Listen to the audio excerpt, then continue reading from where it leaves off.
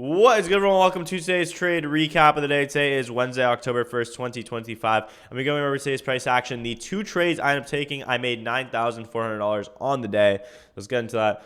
First things first, if I have like low energy or if I sound like shit, I'm really sick right now, so sorry for that. And yeah, I mean, I haven't taken a trade since Thursday, I think, was the last time I took a trade. Friday, I didn't see anything. Monday, I was kind of sick and I just had hella brain fog. So I don't even think there was a setup either way, though. And then Tuesday, I just got like super sick and I just took Tuesday off. I just slept in. And then but there was a really, really clean 30-second Mac model, which is the trade I would have taken, to be honest. I know, hindsight warrior over here, but it's true. I definitely would have taken that trade if I was on the charts. There's a really clean 30-second at like 9:43 on Tuesday. But anyways, let's get into this trade. The two trades I ended up taking. First things first, Pianelski. The first trade I took was a loss, right? And it didn't copy on these accounts, so I got pretty lucky. So got lucky that my copy trader didn't work on like two accounts. I don't know what happened, but got saved there. So let's get into it. Okay. So first trade was pretty mid. All right. So coming into the day, what the hell? Coming into the day, very, very, bro, what is going on? I don't want to do that. What is this new feature? Start new. Okay. Coming into the day, I had a very strong bullish bias, okay? Reasoning for that was because London session traded lower. We had a London reversal, New York continuation daily profile in play. London session traded down, hit this 1 hour for rally gap here, right? So as you can see, this move is sponsored. This move is, we had a great delivery from this 1 hour gap. London session ended up reversing. We ended up disrespecting bearish for rally gaps while we are respecting bullish for rally gaps. So when we were doing this, we're delivering from sell side. If you guys haven't seen the video I dropped, basically breaking down my model, go watch that. It's a really, really saucy video. It goes over bias and then how I go into my actual entry. And it's a pretty simple process that I follow every day. But as you can see here, delivering from sell side, disrespecting bearish for rally apps, and respecting bullish, meaning what? The draw on liquidity is going to be higher, okay? And the bias is bullish, okay? So coming to the day, that's what I wanted. I wanted to see all of these highs. We had also really good draws being this low resistance liquidity. We had all of these stacked highs. And then we also had this buy side liquidity resting right here as well. So I was looking for longs, okay? Now, I initially wanted a long. I wanted to see, I literally drew this out perfectly before open. I wanted to see this. I wanted to see a 930 Judas, and I wanted to get that long because we had really clean trend line liquidity here. Unfortunately, I didn't get in, and I was willing to honestly take a lower time frame, like 30-second entry, and that's what I was looking for. But we just had a massive, massive candle. And unfortunately, I was looking to take this 30-second, but yeah, unfortunately, we did not get an entry there. So from here, I was like, okay, we have a very obvious draw still higher, being this 15-minute intermediate high, being this high, right? So we still have all of our draws intact. I think the low-hanging fruit that we just took here was that 1 hour for rally gap. We had a 1 hour unfilled. But again, I always talk about this, but it does not matter. I'm not caring so much about PD rays. I care about draw on liquidity first, and then I care about PD rays and the fair value gaps that are going to take me to my draw on liquidity. And a PD ray is just any ICC concept. So that's like a fair value gap. That's an order block, right? So, but that being said, right, I don't care about these random PD rays. I don't care about these random gaps here. Why? Because the draw on liquidity is higher. So a lot of people are probably like, well, why didn't you take shorts bouncing off that 1 hour gap? Okay, because the draw is higher, right? So I don't care about this 1 hour gap, okay? Now, this 1 hour gap did humble the fuck out of me, though, because I tried longing once we got a continuation model. I was looking to take this. We bounced off of this 5-minute bullish for rally gap. I was looking to take this. I thought we were going to have like a strong continuation day. We had a really nice V-shaped reaction, really clean inverse. And I got in around here. I had my stop loss around here. It was a little bit below CE of this wick. So it was like here. So I lost around $300 on this trade. So it wasn't a big loss. I wasn't risking a lot just because I honestly, like, this trade idea was good and I could have seen this playing out, but it looked a little bit choppy at first. And I don't know. It wasn't like the cleanest. And this is the thing sometimes, bro, about discretion in trading. It's like, it's really hard for me to kind of teach discretion, and a lot of people are like, how do I like get better at discretion? And it's like, that just comes with years of time. Like, I've been trading for over 4 years now, right? So like, I know like high probability setups, I know like A plus ups, and a lot of the time that just comes down to discretion and how it looks. But this trade idea was good, and if you took this trade, it was a good loss, and I'm happy with this loss, completely fine. But I got humbled, bang. And then we had a fucking massive move lower. Okay, taking out our 930 low, which is a great draw on liquidity, a great like rejection area. Okay, and then we had a little 3-drive pattern form here, and we had an SMT with this low. Okay, so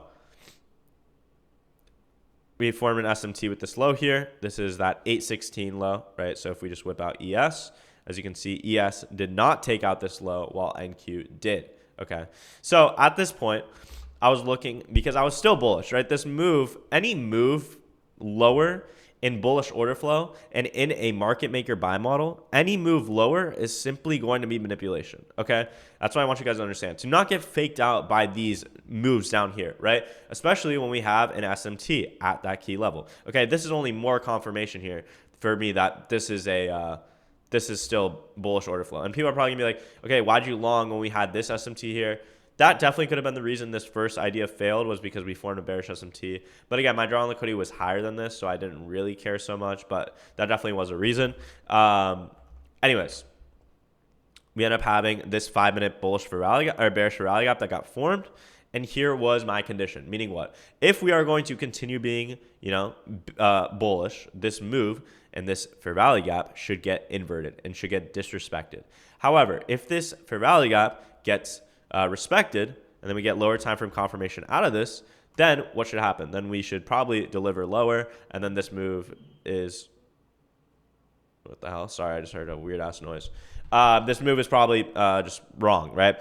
And also, the reason I didn't care about this bearish SMT up here at this 15-minute high was because this SMT got formed here, right? Meaning when we have the stronger pair being ES, it's most likely going to deliver farther, right? And like hit this first. This is what I talk about a lot in my trade recaps, but that's something you can tell to kind of like when to know when to like fade SMTs versus, keep it in the back of your head and being like, okay, like this is aligned with my bias. This SMT is aligned with my bias, but this isn't, right? And this doesn't matter because obviously this is the SMT that got formed on the higher asset or the stronger asset, right? So we're most likely going to trade higher on ES here and hit this first, right? Just logically.